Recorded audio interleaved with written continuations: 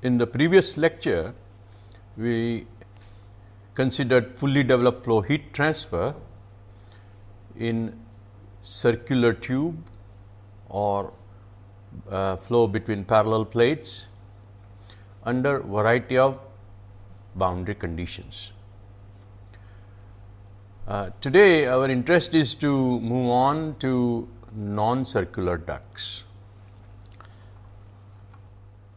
Non-circular ducts can be of regular shape such as rectangular duct or an annular sector duct, as we saw in the case of fully developed flow. But the ducts of this type can be solved exactly by the methods that were described there, because you get a Poisson equation of the type d2t dz square plus d2t dy square equal to u fully developed divided by alpha into dt bulk by dx. And u fully developed for a non-circular duct we have already obtained as a function of x and y, z and y. So, when you substitute for dt bulk by dx, you get a Poisson equation with a right hand side which is a function of x and y, and you can use Fourier series to solve such problems. The interest today, however, is very similar to what we saw in the lecture on fully developed flow in non-circular ducts. There we presented a method in which the method could be applied to ducts of arbitrary cross sections. We are going to extend that method now to include heat transfer. The whole purpose is to show that that method can be applied also to heat transfer, and with a very special provision, and that is the method can be applied to any arbitrary variation of thermal boundary condition along the circumference. So, for example, if I have a rectangular duct, I may have T w which is varying over the periphery, although actually the heat flux is constant. Q w is constant in the axial direction, but circumferentially T wall may vary or even Q wall may vary, or when we have a convective boundary condition, even the heat transfer coefficient H w on the outside of the duct can vary. So, we have three possibilities of T w varying, Q w varying or H w varying. T w varying situation arises principally when you may have a situation that a certain side of the duct is made of one material, where the other side is made of another material. That is one possibility. Q w variation can arise because you may have subjected to radiant heating, which can come from one side, and likewise heat transfer coefficient variation can also occur if there was a say flow over this duct, in which case the heat transfer coefficient would vary along the periphery, including there may be this can be purely convective heat transfer, or it can be H convection plus H radiation variation. So, both types are possible, and effectively you have H w. So, we want to be able to track quite extensive ground today, in the sense we should be able to have a method which can be applied to ducts of arbitrary cross section and ducts that have arbitrary circumferential variation of the thermal boundary condition. Just to recall, let us look at how we solve the velocity problem for a duct of non-circular cross section. This was done in lecture 16, as you will recall, where we had the Poisson equation with a pressure gradient constant on the right hand side, and we define a velocity u by that 1 over mu dp dx equal to u star minus z square plus y square by 4. And therefore, the Laplace equation turned out to be d2 u star z z square plus d2 u star dy square equal to 0, and u star b, the boundary value, was equal to where u is itself equal to 0 is z square zb square plus yb square divided by 4. And the solution to that we had shown is given by this expression, that u star is equal to I equal to 1 to n c I g I, but now I am calling it cui to indicate that these coefficients were for the velocity problem, and gi functions were also given in lecture 16. N represents the number of boundary points you have chosen on the duct boundary. So, we will keep this in mind, that this is how we had solved the velocity problem. We now turn to solving the heat transfer problem. So, let us say again I have shown the duct of arbitrary cross section with the duct boundary coordinate z b y b known, and again it is also a singly connected domain as before, but the q wall or t wall or even heat transfer coefficient along the boundary may vary. The governing equation will be d2t dz square plus d2t dy square u fully developed divided by alpha, the thermal diffusivity, into dt bulk by dx, and by overall heat balance you will see dt bulk by dx is a constant given by q wall bar dh by 4 rho u bar Cp, and q wall bar is the average constant heat flux along the axial distance.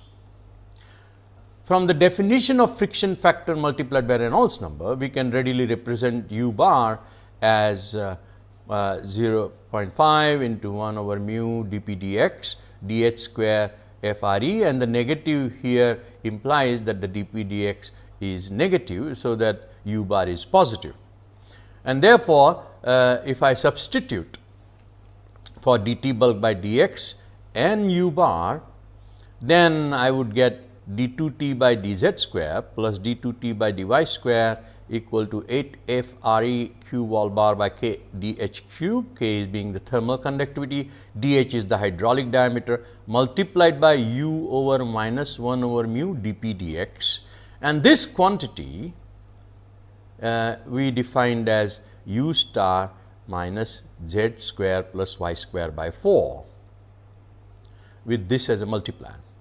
If I take this to the left hand side, then and define theta equal to t into this quantity raised to minus 1, then the equation would simply read as d23 dz square plus d2 theta by dy square equal to cui gi minus z square plus y square by 4. Here onwards, the treatment would get somewhat complicated. So, please be attentive in following the steps. So, I am now going to say let theta, the temperature, be equal to some theta star plus sigma I equal to 1 to n cui, the velocity coefficients, multiplied by another function called gi minus z4 plus y4 divided by 48. This is a postulate. This is a postulate. Then you will see that substituting this into this equation would give me d2 theta by dz square plus d2 theta by dy square on the left hand side equal to the same thing in theta star plus cui into second derivative of gi functions with respect to z plus second derivative of gi functions with respect to y square in minus z square plus y square by 4.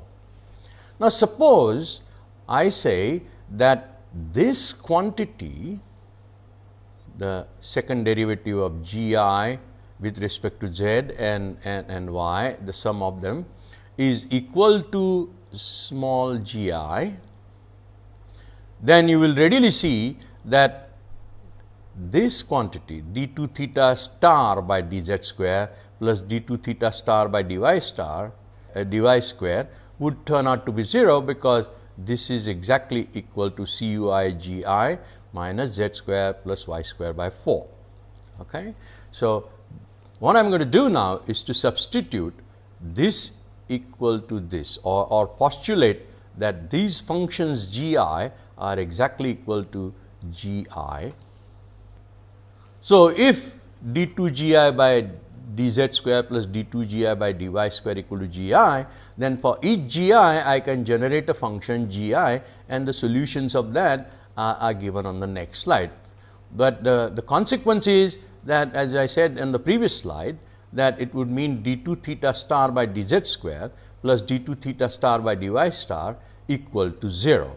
Again, I have a Laplace equation, and for the Laplace equation, as you recall, the solutions of x plus I y raised to n are all solutions of the Laplace equation for n varying from 0, 1, 2, 3, 4 up to anything, and we had taken n equal to 8 in the velocity problem. We will stick to that, and let us see what happens.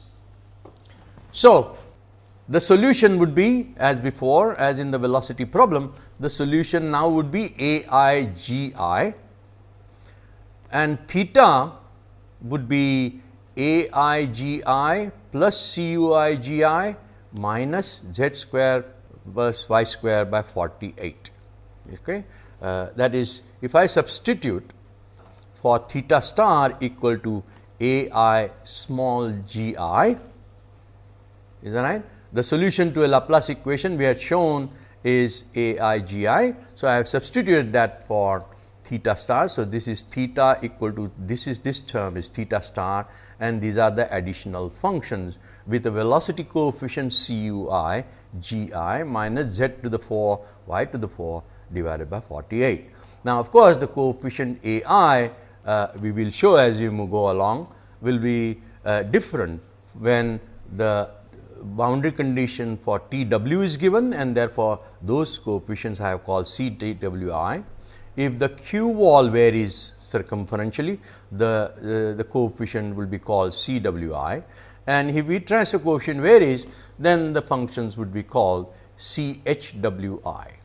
Okay. So, the A I here could take any of these three depending on the boundary conditions that we have. So, this is our solution to the temperature equation. Let us see how we can proceed further to develop a Nusselt number. But before I do that, here are the functions g I.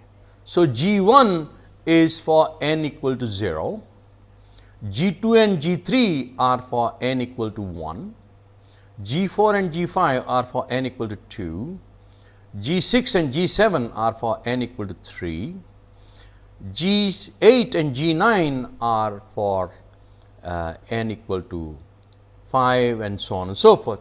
And you could verify very well with the small g functions that I have. So, basically in each case, if you wanted to see d 2 g 1 by d z square plus d 2 g 1 by dy square will give me essentially 0.25 into 2 plus 0.25 into 2 equal to 1, and that was precisely what g 1 was, if you will recall.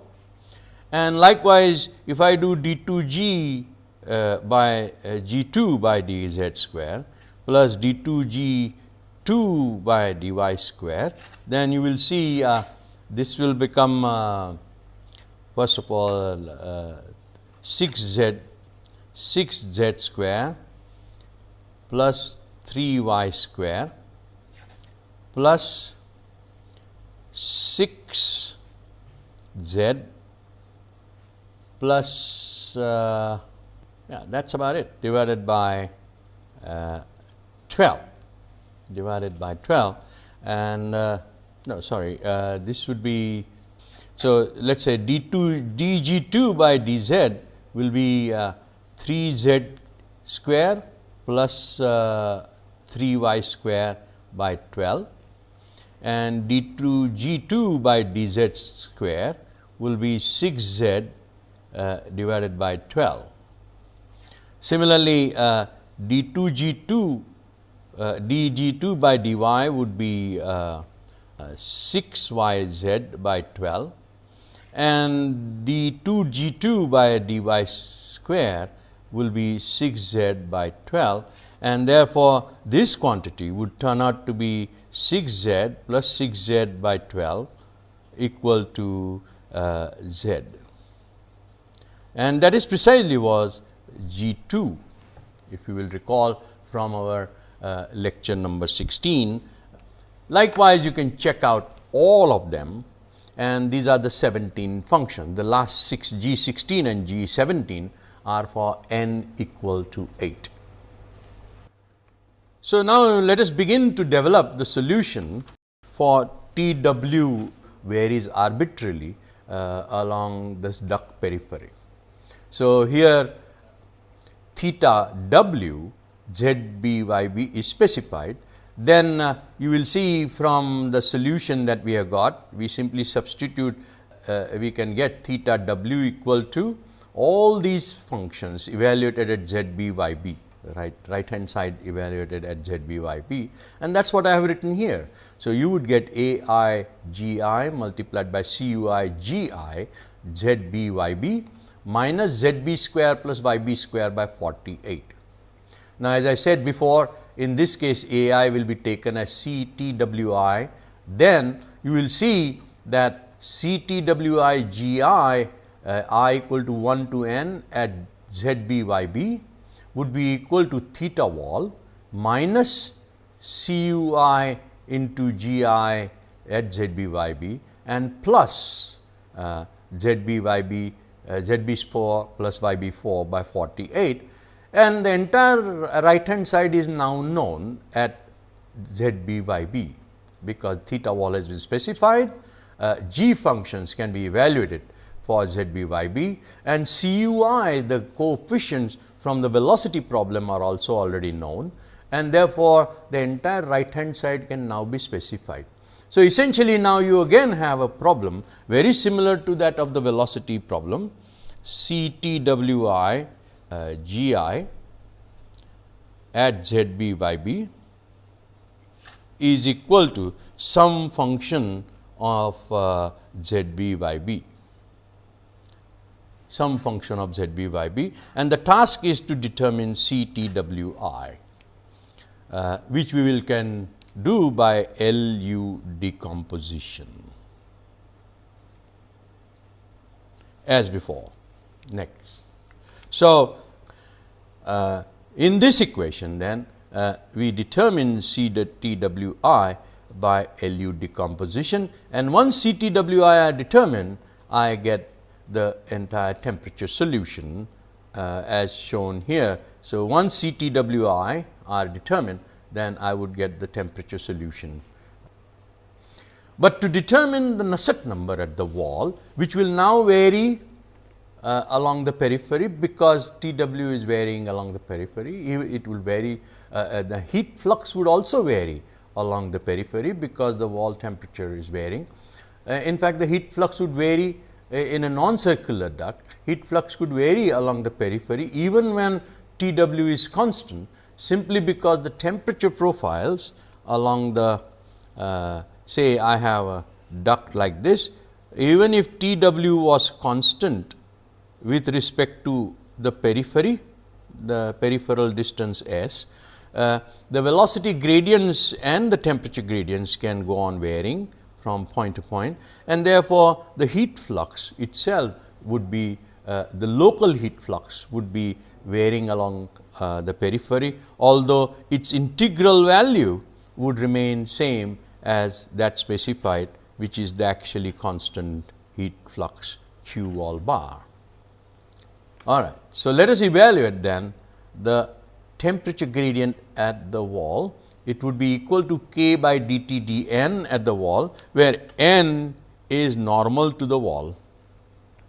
So, Qw, which is coming into the heat, coming into the duct, would be k times plus k times dt by dn at the wall, where n is normal to the boundary.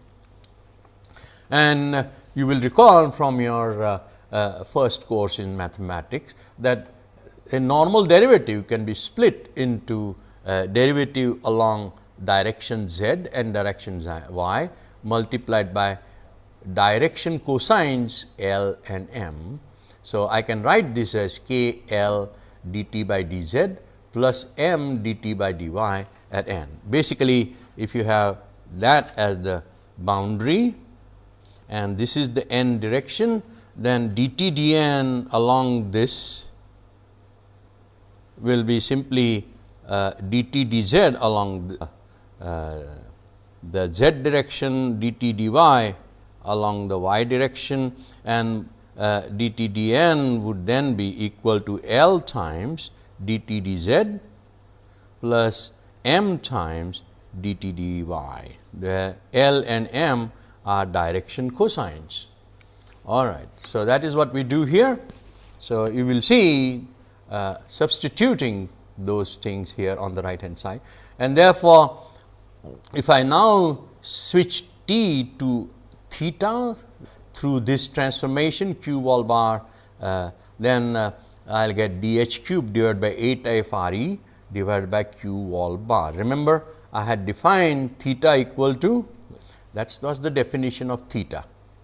That was the definition of theta, and that same thing I have substituted here to get dh cube 8 f r e q wall divided by q wall bar equal to d theta by dn equal to L d theta by dz plus m d theta by dy z b by b, and theta would now each derivative here would be L times Ctwi dgi by dz plus Cui dgi by z at z b by b plus m times Ctwi dgi by dy and Cui dgi by dy z b y b minus the L z cube plus m y b cube divided by 12.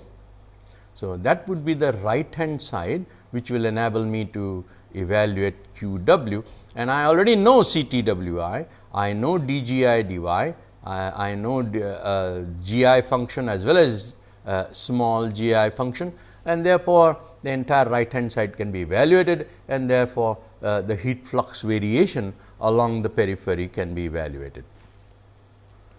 The next task, of course, is to evaluate the bulk temperature u theta dx dy divided by u dx dy over the area of cross section of the duct. This is how we define the bulk temperature. And then the Nusselt number, which is q wall over T wall minus T bulk into dH by K, would be simply equal to this quantity into dH by K is equal to d theta by dn z b by b dH theta wall minus theta bulk, and therefore, nu this would nu Tw would be the will be varying along the duct periphery, and it is that quantity itself is very useful, but also useful is a quantity which is circumferentially averaged Nusselt number, and that is what I have defined in this equation, where S is a perimeter and the line integral of Nusselt number values along the periphery have been integrated with respect to perimeter. We now turn to the problem in which Qw, the heat flux is varying in the circumferential direction. All right. The same temperature solution is to be used, but the coefficients Cqwi are now to be evaluated.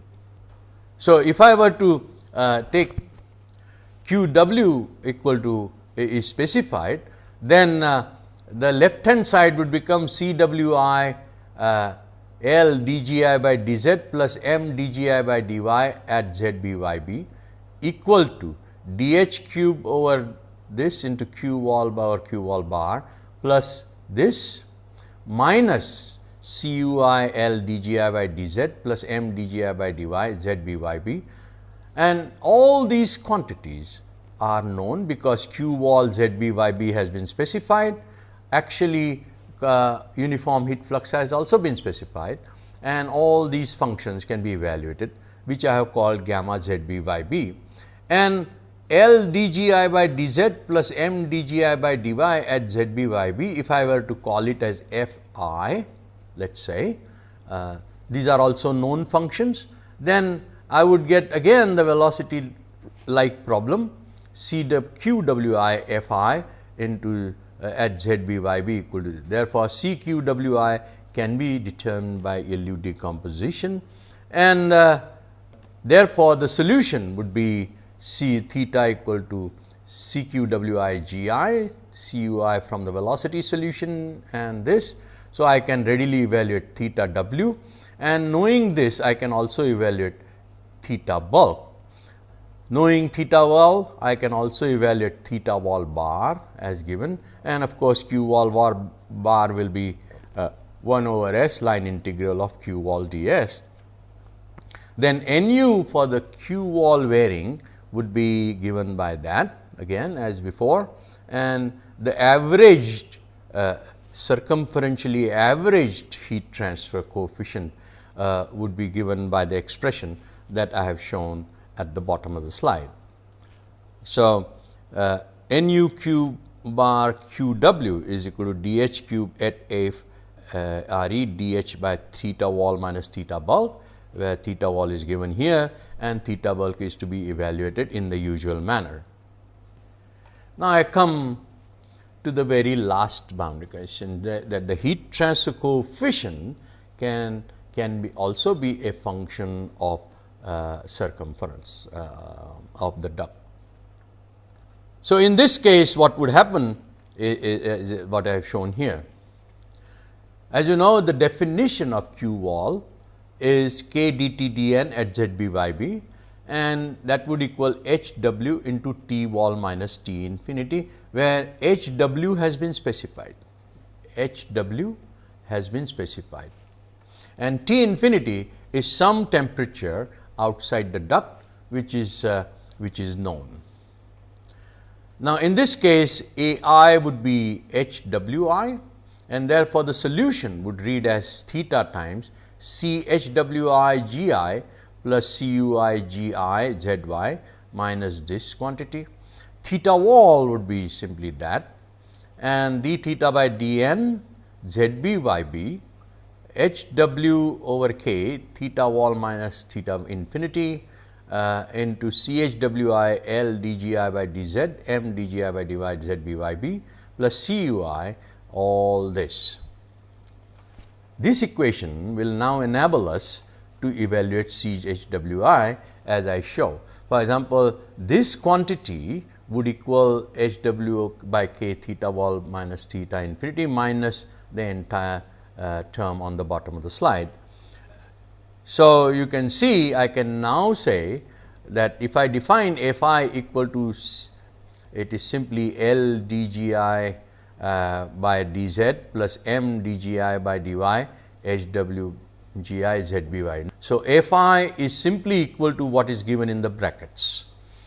Then the right hand side would be all this, and the right hand side is known, the entire right hand side is known. So, again I get a equation which is I equal to 1 to n CHWI Fi equal to z gamma times ZBYB, and therefore, I can evaluate CHWI, from which I can get theta wall as well as q wall, because I can get d theta by dn.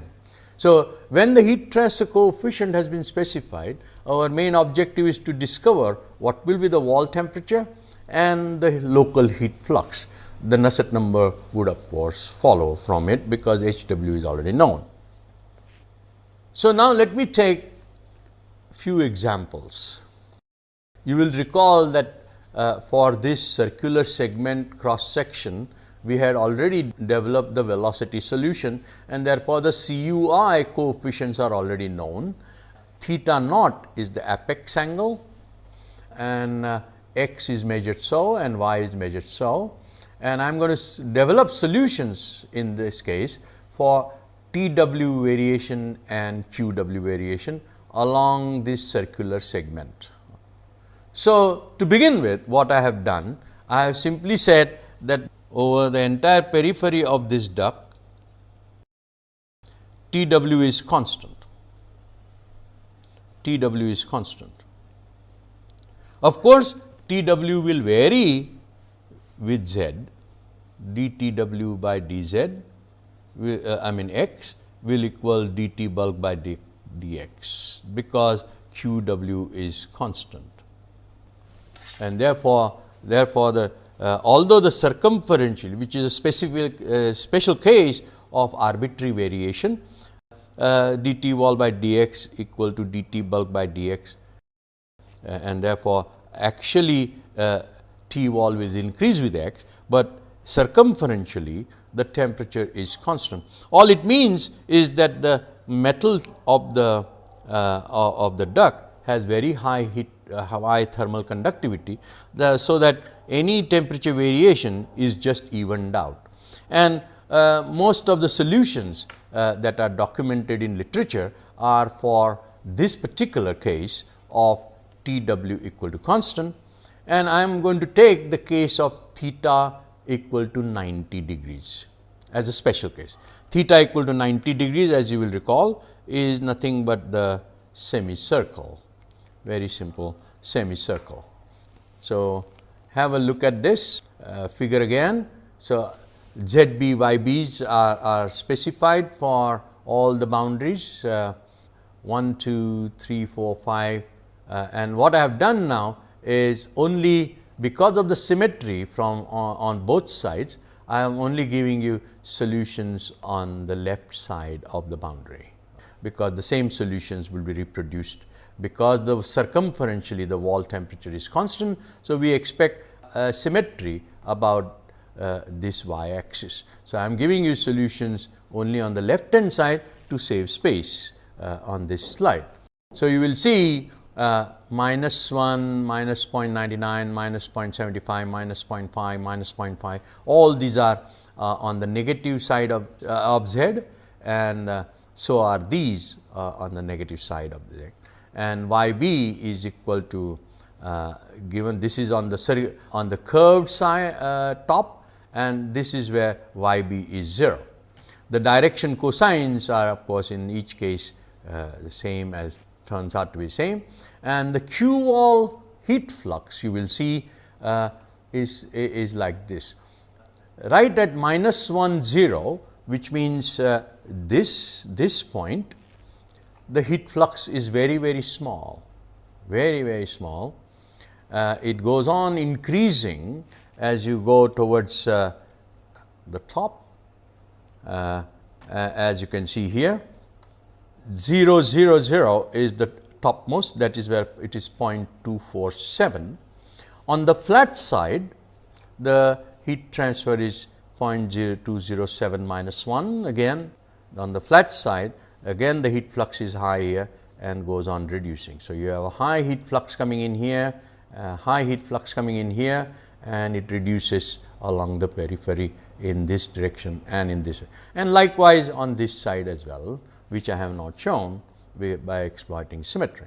And you will see how the Nusselt number varies, 0.023, 1.09, 4.24, and so on and so forth.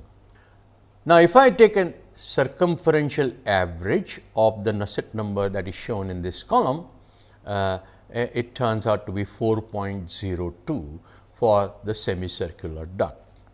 This value matches very well with what is published in the literature, in which the solution has been obtained by Fourier series, and that is possible for this elegant case of a relatively regular shape of theta equal to 90. Even the finite difference solution for this problem gives you very good agreement with this value. So, now what I want to show is how were the coefficients Ctwi, these are the Ctwi coefficients appear for Tw equal to constant, and this was the case of 90 degrees that we had earlier considered, semicircular cross section. This is the case of 60 degrees, this is the case of 45 degrees. This is okay. Now, you will see C1, C2 are 0 or Ctw1, Ctw2 are 0, C3 is finite, C4 is finite, 5, 6 are 0, 7 and 8 are finite, 9 and 10 are 0, 11 and 12 are finite, and 13, 14 are 0, and 15, 16 are finite, and so is 17, although very, very small as you can see here. In each case, the circumferentially average wall Nusselt number has also been calculated, and as you can see, as the angle becomes smaller, the Nusselt number goes on decreasing. Of course, this Nusselt number is based on hydraulic diameter. So, 4.02 is at 90 that we saw, 3.90, 3.79, 3.66, 3.04 at 10 degrees. Now, let us turn our attention to the case in which circumferentially Q wall is specified, and again in this case it is Q wall is constant along the circumference. So, basically it is QW is uniform around the circumference.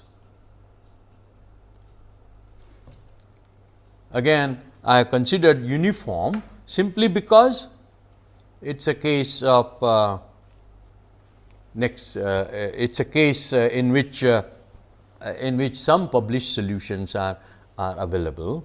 So, again exploiting symmetry, I am giving results for, in this case, not 90 degrees, but 60 degrees, just to make some change. I am considering the case of theta equal to 60 degrees, and these are the points on the curved boundary, and these are the points on the flat boundary. This is the L and M, and now you can see what the wall temperature looks like. The wall temperature is 0.237 minus 2 at point 1, which is the point over here, Tw, and it is the highest value. It is the highest value, as you can see from the table, that 237 e to the minus 2 is the highest temperature, and then the temperature goes on reducing as you move towards the top of the duct and along the flat sides toward the center of the duct. This represents a hot spot. The bulk temperature in this case was 0.0012. So, you can see how big this is. This is 1.22 raised to minus 4, whereas T wall is this. It is to discover such hot spots that solutions of this type are very, very important, because circumferentially, although the heat flux is uniform, wall temperature can vary, and you can get hot spots at corner points.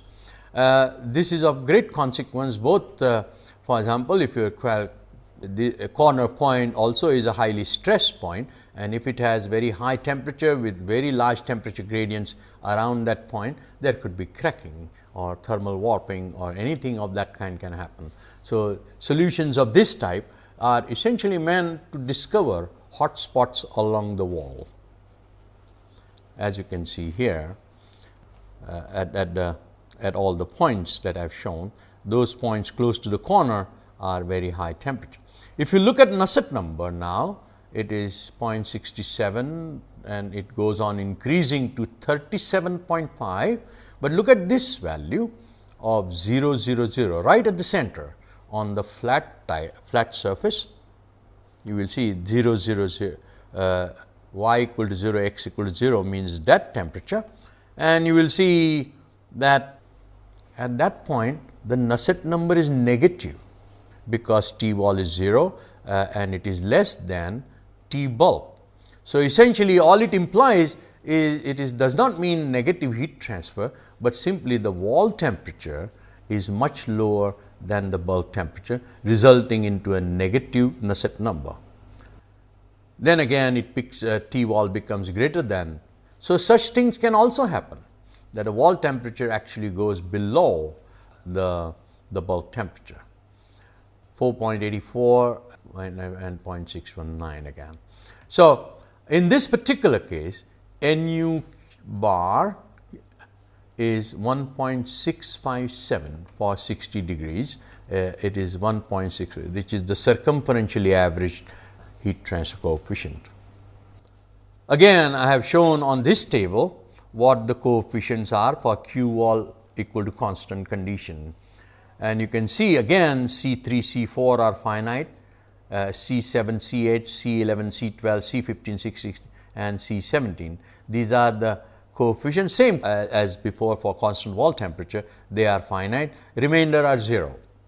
And you can see for theta equal to 90, it is the circumferentially average heat transfer coefficient is 2.78, 1.61, 1.03, 0.433 and for a very narrow angle it is 0.4049. You will see that the Nu Q wall bar is less than Nu T wall for all angles. Remember, we had 4.0 T 2 here, 3.90 something here and so on and so forth. So, now these values have been verified by finite difference calculations also. So, this is a very convenient way of developing solutions for uniform. Now, of course, just to remind you, I have taken circumferentially uniform wall temperature and circumferentially uniform heat flux just as special cases, but you could well have any arbitrary variation of Tw and Qw and still we would get the solutions exactly in the manner I have described. I will now take a new kind of a duct for which we had earlier not obtained velocity solutions, but it is simply a duct in which the unrounded side is 2a along the x direction and 2b along the y direction. So, I have chosen 14 points. B is radius of the rounded side and 2a is the long side. Now, you will appreciate if B was equal to A, you will get a perfect circular duct, and what my interest is to show you that when B is equal to A, in fact, you generate the circular tube solution that we are all very familiar with. So, here is for different B by A, I am showing you the values of Cu because these were not shown earlier, because I had not obtained the velocity solution earlier, but here is something that is shown. And you will see that only 1, 4, 8 and 12 are finite. So, for 0.25 I get 19.78 as the friction factor and ensemble product, 0.5 I get 17.23 and 1 as I said is a circle or a circular duct for which only Cu1 is finite and it is Fr is equal to 16. So, although this is a limiting case of the geometry that I have shown, it does predict quite accurately the circular tube value. For the same cases, I have considered the heat transfer under constant wall under uniform wall temperature around the duct, and again you find Ct1, Ct4, Ct8 and Ct12 are finite for all of them. And you can see this is 5.944, 4.73 and for B by A equal to 1 which is a circle, you will see only Ct1 and Ct8 are finite and you get a value of 4.367. Remember, for a circular duct when Qw is uniform, Tw is also uniform for a circular duct, and that is what is shown here. So, for circular ducts, that is B by A equal to 1, you get 4.367 as NUT wall bar, and the same value is predicted also by specifying constant heat flux as that, and the coefficients turn out to be the same. And you will see that the coefficients in constant T wall case is Ct1 is finite, Ct8 is finite, but in constant heat flux case only Cq8 is finite. Now, interesting case is that of 0.25, B by A equal to 0.25, and I have mean Nusselt number as minus 15.46. All it means is that although the heat flux is finite on the wall when it is coming in, Tw bar, the average Tw bar is less than T bulk, and therefore, you have negative Nusselt number. Such things can happen. Such thing can certainly happen in case of non-circular ducts. You will recall that I had obtained finite difference solution to a circumferentially varying boundary condition of the heat flux along the circular tube. Yes, Q wall equal to A times 1 plus B cos theta was the circumferentially varying heat flux, and had obtained solutions by finite difference method. Those solutions I have now obtained by the present method. Next. So, you will see here I have taken Q wall equal to Q wall bar plus 1 plus A cos theta. Q wall bar has been specified here as 0.0625, and you can see how the heat flux variation varies here, and how the Nusselt number varies, exact values as calculated from that formula that I had given there, and how the presently computed values, absolute agreement for when A is 0.2. When A is equal to 0.5, again there is a very good agreement, except at this point where the value here predicted is somewhat, because of rounding off, it has been printed as minus 24, but actually it is minus 23.9, and the solution has been very well reproduced by the new method. So, solutions for circumferential variation of HW are not given here. This is left as an exercise that will require writing a general computer program with LU decomposition. Of course, as I said, this method is extremely versatile. All you need to do is write a general computer program with small g functions and big G functions, and a routine that will evaluate U bar and theta bulk. And all you do then is to have an input subroutine in which you give boundary coordinates and specify whether you want to solve for TW, QW and HW. So, a general computer program can be written, and therefore, this method turns out to be very this is particularly of great importance, because we nowadays have microtubes in which all kinds of complex cross sections, such as the moon shaped duct that I had mentioned in my earlier lectures, or sinusoidal duct, these sort of ducts come about, and therefore, this method is very valuable, and in microtubes you invariably get laminar flow. So, in the next lecture we shall consider developing heat transfer solutions.